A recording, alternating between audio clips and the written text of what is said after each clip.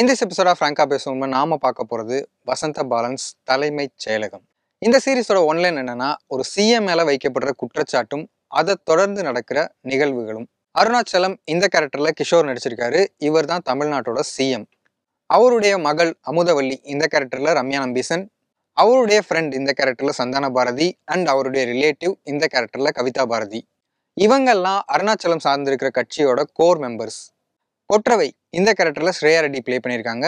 அவங்க சிஎம்முக்கு ஆலோசனைகள் சொல்லக்கூடிய அட்வைசரா இருக்காங்க. இப்போ சிஎம் அருணாச்சலம் ஒரு ஊழல் குற்றச்சாட்டுல சிக்கிறாரு.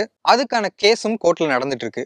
என்னதான் தங்களோட லீகல் டீம் வச்சு இதுல இருந்து அருணாச்சலத்தை எப்படியாவது நிரபராதி அப்படின்னு நிரூபிக்கிறதுக்கு ட்ரை பண்ணாலும், அருணாச்சலத்தோட கட்சியில இருக்கவங்களுக்கும் சரி, குடும்பத்துல இருக்கவங்களுக்கும் சரி, அவரு குற்றம் நிரூபிக்கப்பட்டு ஜெயிலுக்கு போவாரு அப்படிங்கிறது தெளிவா தெரியுது. சிஎம் ஜெயிலுக்கு போனதுக்கு அப்புறம் அந்த இடத்துக்கு யார் வருவா அப்படிங்கிறது தான் பிரைம் கொஸ்டினா இருக்கு. ஆல்சோ அந்த இடத்துக்கு வர்றதுக்கு நிறைய பேர் முயற்சிகளும் பண்றாங்க. இது ஒரு பக்கம் இருக்க, பேரலா இன்னொரு ஸ்டோரியும் நடக்குது. 10-15 வருஷத்துக்கு முன்னாடி வட மாநிலத்துல நடக்கக்கூடிய ஒரு கொலை. அந்த கொலையாளி இன்னும் கண்டுபிடிக்கப்படலை அப்படிங்கிறத வச்சு அந்த கேஸை ரீஓபன் பண்றாங்க. இந்த கேஸை இன்வெஸ்டிகேட் பண்ண வர்ற புது ஆஃபீஸர் நவாஸ்கான் இந்த கேரக்டர்ல ஆதித்யா மேனன் பிளே பண்ணியிருக்காரு. ஸோ அருணாச்சலத்து மேல வைக்கப்பட்ட ஊழல் குற்றச்சாட்டு என்ன ஆகுது, நவாஸ்கான் தேடுற கொலையாளி கிடைச்சாங்களா இல்லையா, இந்த ரெண்டு விஷயங்களும் ஒரு புள்ளியில இணையுது. அது என்ன? இதெல்லாம் தான் தலைமைச் செயலகம் சீரிஸோட மீதி கதை.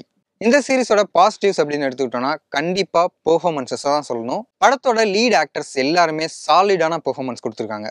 அருணாச்சலம் அப்படிங்கிற சிஎம் கேரக்டர்ல கிஷோர் ஒவ்வொரு விஷயத்தையும் பார்த்து செய்யறது, ஒரு குழப்பமான மனநிலையில எந்த தெளிவும் இல்லாம இருக்கிறது, அவர் பொண்ணோட நடத்தக்கூடிய கான்வர்சேஷன், இந்த மாதிரி நிறைய விஷயங்கள்ல கிஷோர் ஸ்டாண்ட் அவுட்டா பண்ணியிருக்காரு. கொற்றவை கேரக்டர்ல ஸ்ரேயா ரெட்டி ஒரு போல்டான ஒரு கேரக்டர், அதை எந்த காம்ப்ரமைசிங்குமே இல்லாம கொடுத்துருக்காங்க. பொலிட்டிக்கல் சைட்ல போல்டா இருக்கிறது, தெளிவான முடிவுகள் எடுக்கிறது, தன் மேல கோபமா இருக்க மகளை எப்படி கையாளுறதுனே தெரியாம குழம்புறது, இந்த மாதிரி ரெண்டு ஷேட்ஸ்லையுமே நல்லா பண்ணியிருக்காங்க. சந்தான பாரதி ரொம்ப நேச்சுரலான ஒரு ஆக்டிங் கொடுத்துருக்காரு.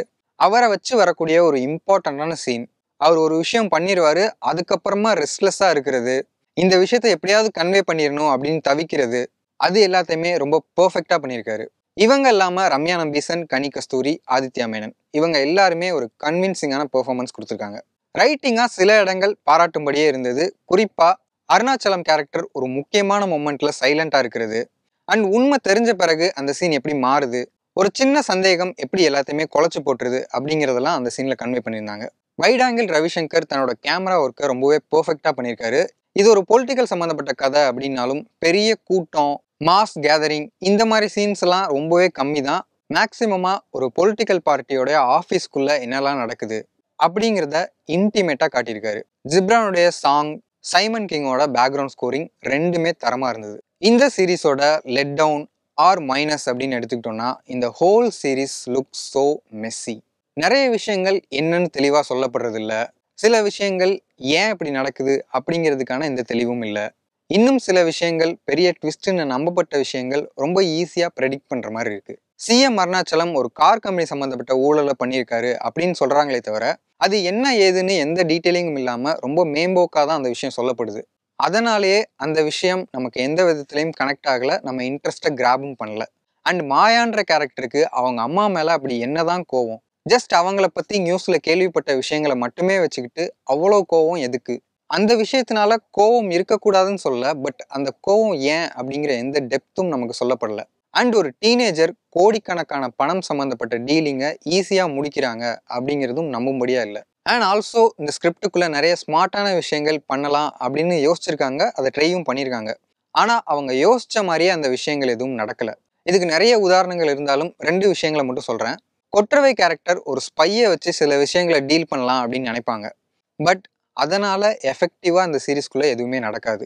அண்ட் கோர்ட் ரூம்குள்ள மொபைலை வச்சு பண்ணக்கூடிய ஒரு ட்ரிக் இருக்கு, அந்த ட்ரிக்குமே கூட பெரிய அளவுல இம்பாக்ட்ஃபுல்லா இல்லை. அண்ட் இந்த சீரீஸ்குள்ள வரக்கூடிய ட்விஸ்ட் பல விஷயங்கள் நம்மளால ஈஸியா ப்ரெடிக்ட் பண்ண முடியறதா இருக்கு. சீரீஸோட ஸ்டார்டிங்ல ஒரு கேரக்டர் பெருசா ஃபைட்லாம் பண்ணி அங்கிருந்து எஸ்கேப் ஆகி போவாங்க. அந்த கேரக்டரோட முகத்தை அப்போ காட்ட மாட்டாங்க. இதை ஒரு பெரிய ட்விஸ்டா, பெரிய ரிவீலா அப்புறமா சொல்லலாம் அப்படின்னு அவங்க நினைச்சிருந்தாலும் அது யாரு, அந்த ட்விஸ்ட் என்ன அப்படிங்கிறது நம்மளால ஈஸியா கணிக்க முடியறதா தான் இருக்கு. அண்ட் சீரீஸோட இன்னொரு முக்கியமான கதாபாத்திரம் நான் யாரு அப்படின்னு ரியலைஸ் பண்ணக்கூடிய ஒரு இடம் இருக்கு. அந்த ட்விஸ்ட்டும் ரொம்ப ஈஸியா ப்ரெடிக்ட் பண்ற அளவுல தான் இருக்கு. அண்ட் சீரீஸ்ல நல்ல பெர்ஃபார்மன்ஸ்லாம் இருக்கிற மாதிரியே கொஞ்சம் சுமாரான பெர்ஃபார்மன்ஸஸும் இருக்கு. கொற்றவை கேரக்டரோட வீட்டில் வேலை செய்யக்கூடிய கேத்தி கேரக்டர். அந்த கேரக்டர் பேச முடியாத ஒரு மாற்றுத்திறனாளி கதாபாத்திரம். ஆனால் அதை அவங்க போர்ட்ரேட் பண்ணியிருந்த விதம் அவ்வளோ இம்ப்ரெசிவாக இல்லை. கொற்றவையோட மகள் மாயா கதாபாத்திரத்தில் நடிச்சிருந்தவங்களும் அந்த அளவுக்கு இம்ப்ரெசிவான பெர்ஃபார்மன்ஸ் கொடுக்கல. இன்னொன்று, அவங்களுடைய கதாபாத்திரமும் அவ்வளோ தெளிவாக இல்லைங்கிறதும் அதுக்கு ஒரு காரணமாக இருக்கலாம். அண்ட் அருணாச்சலமோட மருமகன் கதாபாத்திரத்தில் வரக்கூடிய நிரூப் நந்தகுமார், அவருடைய ஆக்டிங்கும் ரொம்ப ஆர்டிஃபிஷியலாக தான் இருக்குது. அண்ட் இது ஒரு பொலிட்டிக்கல் ஸ்டோரி அப்படிங்கிறதுனால நிஜத்தில் நடந்த அல்லது நம்ம கேள்விப்பட்ட நிறைய விஷயங்களோட ரிஃப்ளெக்ஷன் இதில் இருக்குது. அதில் சிலது இம்ப்ரெசிவாக இருந்தாலும் பல விஷயங்கள் அவ்வளோ எஃபெக்டிவாக யூஸ் பண்ணலையோ அப்படிங்கிற எண்ணத்தை தான் கொடுக்குது. அந்த சம்பவங்கள்லாம் பார்க்கும்போது இது அந்த சம்பவம் இல்லை, இது அவங்கள சொல்கிறாங்களோ அப்படின்னு ஒரு க்யூரியாசிட்டி வருதே தவிர அந்த ஈவெண்ட்ஸ் எல்லாம் இந்த கதைக்குள்ள ப்ராப்பராக யூஸ் பண்ணியிருக்காங்களா அப்படின்னு கேட்டால் இல்லைன்னு தான் சொல்லணும். ஓவராலாக பார்க்கும்போது இந்த சீரீஸ் பிஞ்ச் வாட்ச் ஒர்த்தியாக இருக்கா இல்லையான்னு கேட்டால் கண்டிப்பாக பிஞ்ச் வாட்ச் பண்ணலாம். பட் அது எந்த விதத்துலனா, அந்த கோர்ட் கேஸ் என்னாச்சு, இவங்க தேடின கொலையாளி யாரு அப்படிங்கிறதுனால வர்ற க்யூரியாசிட்டி தானே தவிர ஆன் த ஹோல் நல்ல நல்ல சீன்ஸாக நல்ல நல்ல மொமெண்ட்ஸாக இருக்கக்கூடிய சீரீஸா அப்படின்னு கேட்டிங்கன்னா இல்லை. இதுக்கு முன்னாடி ஜீ5ல வந்த தமிழ் வெப் சீரிஸான விலங்கு அண்ட் அயலி, இது ரெண்டுமே ரொம்ப ரொம்ப இன்ட்ரெஸ்டிங்கான சீரீஸ். இர்ரெஸ்பெக்டிவ் ஆஃப் அதோடைய ஜானருக்கு அது ரொம்ப உண்மையாக இருந்துச்சு.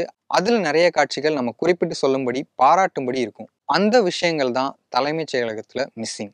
மற்றபடி பரபரன் நகரக்கூடிய ஒரு சீரீஸ் நான் பார்க்கணும் அப்படின்னு ஆசைப்பட்டீங்கன்னா தலைமைச் செயலகம் தாராளமாக ஒரு நல்ல சாய்ஸ் தான். பட் அது பெஸ்ட்டா இல்லையான்னு கேட்டிங்கன்னா நாட் தட் மச். ஸோ இந்த வீடியோவில் தலைமைச் செயலகம் பற்றி பார்த்தோம். அடுத்த வீடியோவில் வேறொரு படம் பற்றியோ சீரீஸ் பற்றியோ பார்க்கலாம். நான் கார்கி ஜான்சன், இந்த சேனல் பிடி பிரைம். நீங்கள் தலைமைச் செயலகம் ஏற்கனவே பார்த்துருந்தீங்கன்னா அதை பற்றின கருத்துக்களை கமெண்ட் பாக்ஸில் சொல்லுங்கள். மறக்காமல் பிடி பிரைமை சப்ஸ்கிரைப் பண்ணுங்கள்.